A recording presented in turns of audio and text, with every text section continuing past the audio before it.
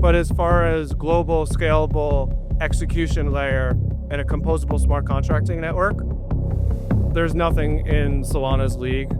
What's your thoughts on the more like infra chain landscape versus like the DeFi application landscape? What's your take on Pump Fund, but also how does Pump Fund's token launch affect Sol and Solana?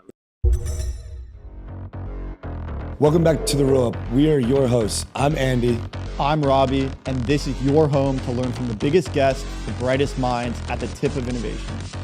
Our goal is to help spread the collective knowledge of everyone in our community. We are breaking crypto out of its echo chamber and taking it to the real world. Austin's coming up now. The man, the myth, behind the traffic of the city. Traffic of the city, nuked them real good. Got the Rollup BFE band on. No, That'll get you. He's smiling today because syrup is up 20%. Yeah, 64 cents this morning. Guys on fire. yeah, it's kind of surreal how the market is figuring it out all at once. What is the market figuring out for anyone who's still Revenue meta. still on the sidelines? One, revenue meta, but obviously there's a lot of protocols generating. 61 cents now.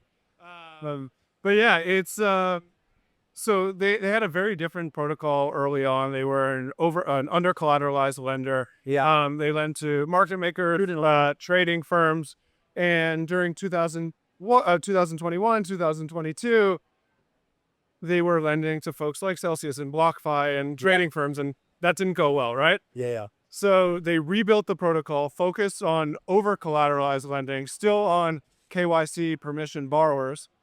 But then what they built out is, instead of requiring KYC lenders, opening that up, creating a receipt token that's Syrup USDC that can be used in DeFi, used in Pendle, and their growth has just been exponential. So they went from essentially back from nothing to 2.5 billion of TVL now, like 20 million of revenue per year run rate. And I'm not gonna make you say it, but I'll say it. $5 target 2026 and end of the year. Not financial advice. Not Austin and I had a good call about this the other day. yeah, these are, of course, all my opinions, not the opinions of the fund, and not financial advice. So I'll caveat with that. But I think For the position, not opinions of the roll either. yeah, I think the opportunity is huge. I ran an analysis the other day that if you apply the same multiple that Aave is trading at, and just for context, Maple has grown 10x in the last year. Aave has had flat revenue over the last year. Syrup would be at 88 cents. So Syrup would be about 50% higher just if it was trading at the multiple of a slower growth protocol. Yeah. So what's the next big winner then? What is the market sleeping on the liquid side right now? Yeah. What's the trend that you'll see that'll develop? Because obviously Hyperliquid's gone. It's a 30, 40, 50 bill now, right? Or sorry, I think it's around like 12 or something like that. Depends on circulating FTV.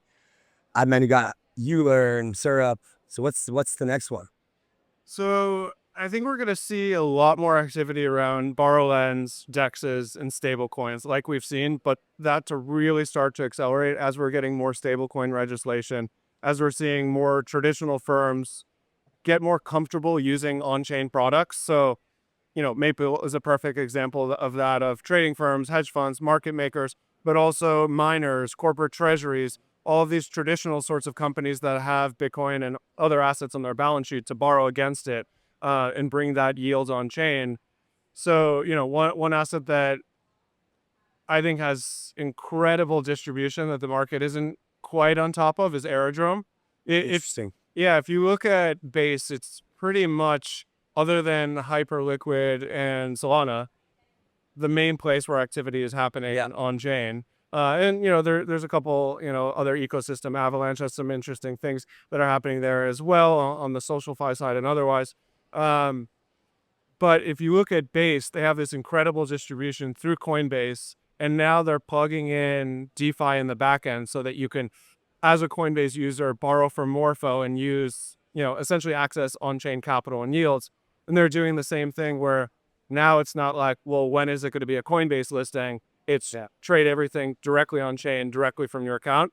And the Aero team is killer. So I think they're really well positioned. Introducing Asset Runes, the future of decentralized finance. Stablecoins natively on Bitcoin. hedge against volatility, diversify your portfolio, all directly from your Bitcoin wallet. Secured by ZK technology. This is Asset Runes. Available now, exclusively on Starknet. There's a bit of a conversation going around that a lot of these L1 tokens are forever topped. They're trying to cut down their staking rewards. Proof of stake in terms of economic security has been kind of getting a bit abandoned per se due to overinflation and just down only charts. You look at things like Aptos, like Near, like Sui, some of these like larger L1s that have been around for a while. What do you think is the future of these L1 chains? Like, are these things investable at a fair market valuation? What's your thoughts on the more like infra chain landscape versus like the DeFi application landscape? Yeah, so chains are really interesting, just like execution layers broadly, because these are really like Series A to Series C companies that went live at multi-billion-dollar valuations and had lots of potential and were valued really highly because of that potential, and everyone comparing them to Ethereum and then comparing them to Solana. And there was interesting tech, but like no one was really using them in a major way. And things that people aren't using shouldn't be worth billions of dollars. And I think like the market is finally adjusting to that. But if you do have usage and you have a lot of activity happening on the chain, like I don't think there's any reason why we shouldn't see networks be worth hundreds of billions of dollars and more. I think Ethereum has proven that, and they're coming through an interesting transition because so much of the value capture has gone to L2s. Yeah. Data availability is not monetizing in quite the way, they would have expected. They have some monetization from settlement. So, while Ethereum still has the most TVL and a meaningful amount of trading volume, Solana's like surpassed that. It kind of has a little bit of a legacy valuation. It gets inflows from ETFs and other assets, but that's a trickier one where the valuation is probably ahead of the fundamentals, at least on a revenue basis. You don't subscribe to, store of value. Yeah. And I think, maybe a contrarian opinion, probably not anymore, but Bitcoin is probably the only store of value. It's very premium asset. Yeah. So what metrics are you looking at aside from store value? But Yeah. what metrics are you looking at on a fundamental basis to indicate revenue? You mentioned trading volume is an easier one to measure. Yeah. But what are some of those metrics that you're looking at to indicate, okay, this is a network that has staying power and is probably either undervalued or overvalued according to the fundamentals? What are those fundamental metrics that you're looking at? Yeah. So the kind of closest to the surface is just revenue. So how much revenue is going to token holders that are validating the network through like delegated proof of stake or whatever mechanism ends up driving value to those token holders. Then a layer below that is what are the indicators of future revenue? So what is trading volume? What is, obviously you're looking at the growth of all these metrics. So trading volume and its growth, TVL, which I generally look at as a little bit more of a lagging indicator because it takes time for people to, unwind a collateralized borrow and move it to another chain. And that ends up being a little slower, but often stickier. Like I think that's the perfect example with Ethereum. It's been really, really sticky, the TVL that they have. And then users for a long time had been a metric, but that's so gameable. I think it's more looking at applications that are solving real problems and have real users and usage over a sustained period of time.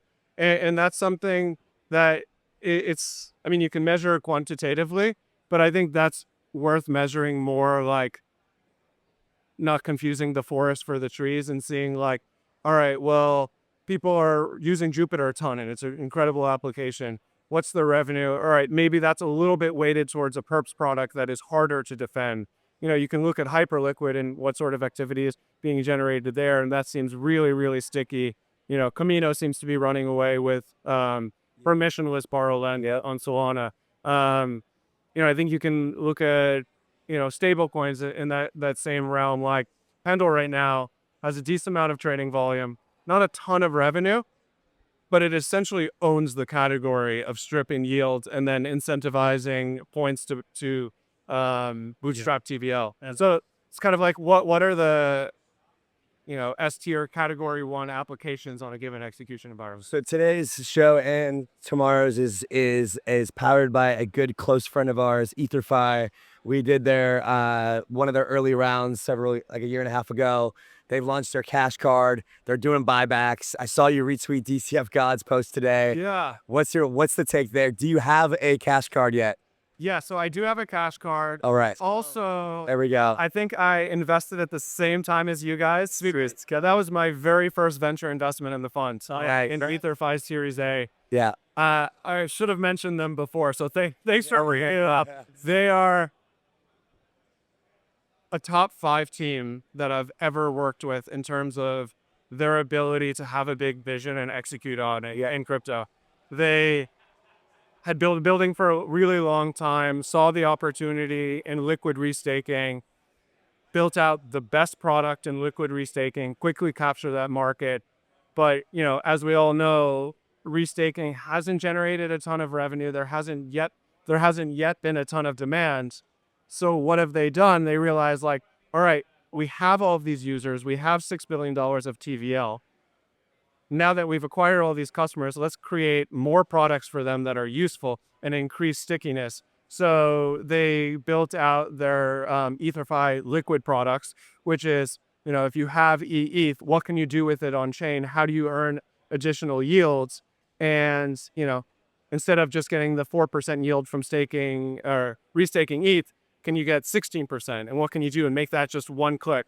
And then they're like, all right, well, if people have all of this ETH that's deployed in the protocol, instead of a debit card, which doesn't ever really work that well, what if we can plug into Borrow Lens, collateralize the position they have there, allow them to borrow against that position, and now actually have a credit card, not a debit card, and then the credit card have, functionality like, these are generally crypto users first, so free tickets to conferences, all these sort of really cool crypto perks.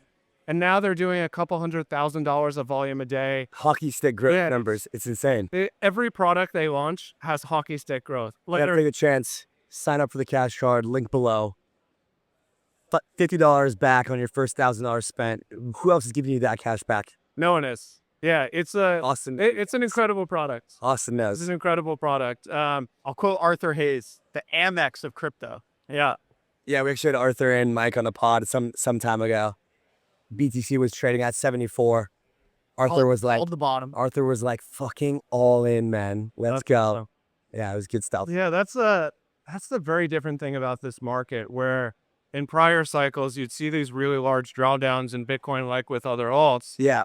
And Bitcoin this time around has just been impervious. It has flows from ETFs, Sailor. Solana is aping like $350 million like in the last 3 days or something. Yeah, it's like He's got another 300 to buy. Like, Sailor's taking a break, Pomp is stepping again. Yeah. It's wild. Innovating finance, global, institutional, and on-chain. Deep liquidity to drive capital efficiency. Now, maximize yields on institutional-grade liquid staking with METH. Unlock $1 trillion of capital via FBitcoin. All of this secured by Mantle's treasury of billions in stables and ETH capital pools.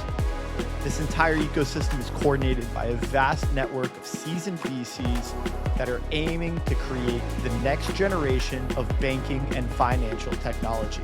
This is Mantle. I got to ask you, what's one thing that you are very, very bullish about that we haven't covered? Yeah. And what's one thing that you're fearful of or bearish on? Yeah, so it went from contrarian to consensus to somewhat contrarian again.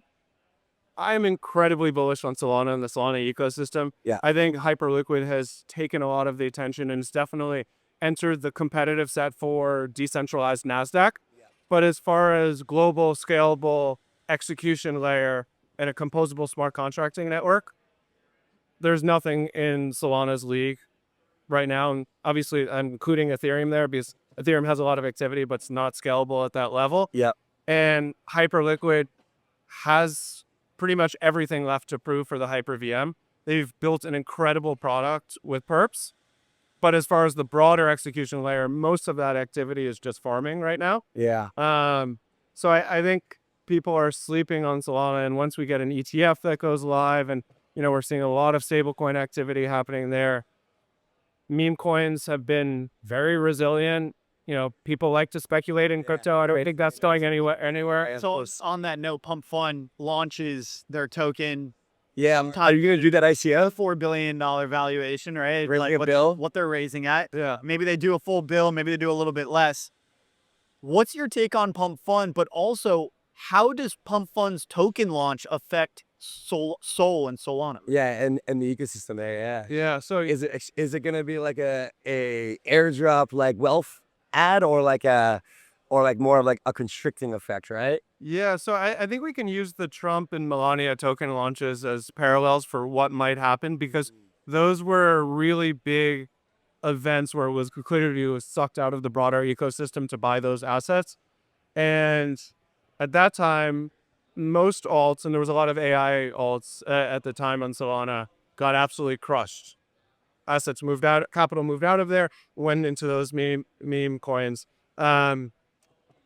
We saw some minor outflows from Solana, but really Solana benefited pretty tremendously at the time. Like if you remember, Solana was 170, pumped to 290 Yeah. in the next couple of days. Oh, I know. Yeah, so people are like, all right, Trump is launching a token here. This means more activity. This is bullish. And also with Pump Fund, there's going to be this massive wealth generation event for all the people that were in the trenches for a long time and get airdropped this token.